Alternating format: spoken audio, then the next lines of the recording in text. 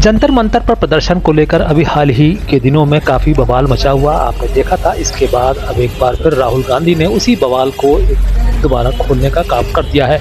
इसे लेकर अब पूरे देश में एक बवाल मच गया है। मामला जो है वो मैं आपको बताता हूँ। जैसा कि आपको पता है, जंतर मंतर पर जिस तरह से छात्रों के ऊपर गोलियां चलाई गई, लाठियां भांजी गई और आंसू गैस के साथ साथ उनके ऊपर करंट जैसी लाठियों का इस्तेमाल किया गया, वह कहीं ना कहीं सवालों को घेरे में ज़रूर रहा है। अब इसे लेकर राहुल गांधी ने एक बार फिर मोर्चा खोल दिया है। उन्होंने जंतर मंतर पर प्रदर्शन के दौरान घायल पैलेट गन से एक छात्र साहिल को लेकर जंतर मंतर पर स्थित थाने में धरना दे दिया है और यूं कहे कि उन्होंने मोर्चा ही खोल दिया है। साथ में साहिल की मां भी है और इसके अलावा कांग्रेस के बड़े बड़े नेता भी वहां शामिल हैं, जो कांग्रेस के विपक्षी नेता और लोकसभा के नेता प्रतिपक्ष और एलओपी राहुल गांधी के साथ, यानी कि प्रियंका गांधी भी उनके साथ हैं। घायल साहिल चश्मे में उनके साथ है और घायल साहिल की मां भी इस दौरान उनके साथ है। इस दौरान उन्होंने बड़े गंभीर आरोप सरकार पर लगाए हैं। उन्होंने कहा है कि एफआईआर कराना हर व्यक्ति का संवैधानिक अधिकार है। अगर पुलिस चाहे तो एफआईआर तुरंत लिख सकती है, लेकिन वह साफ कह रही है कि उसके ऊपर दबाव है।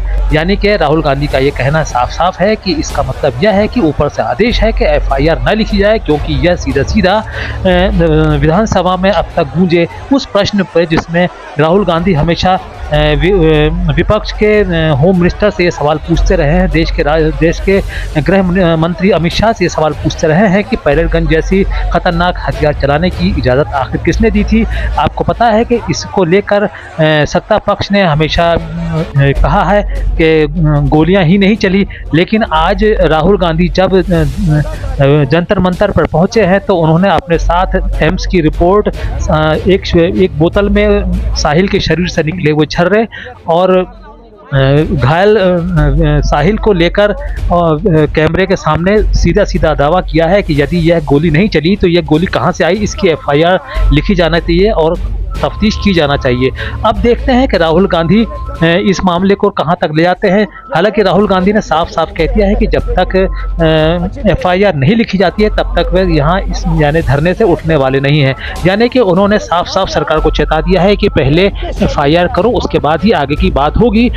नतीजा क्या निकलता है यह जांच के बाद होगा, लेकिन क्योंकि यह एक व्यक्ति के मौलिक अधिकार का और संविधान के को मिली उसका अधिकार की बात है, तो इस मामले पे एफआईआर तो लिखी जाना चाहिए।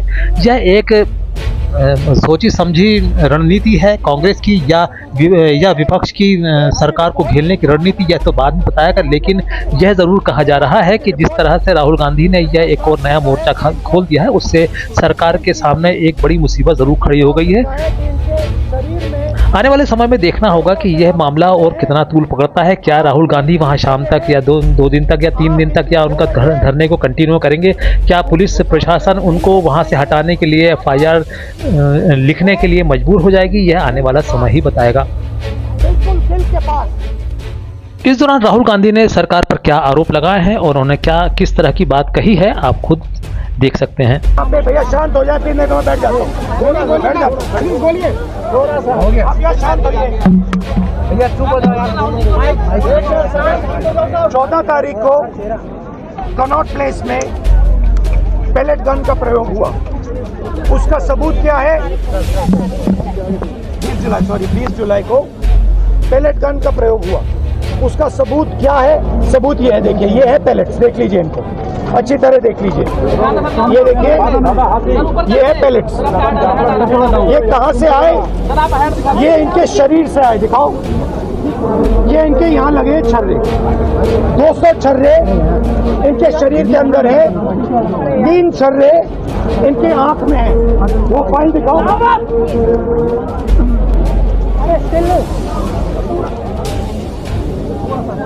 ये है एम्स की रिपोर्ट,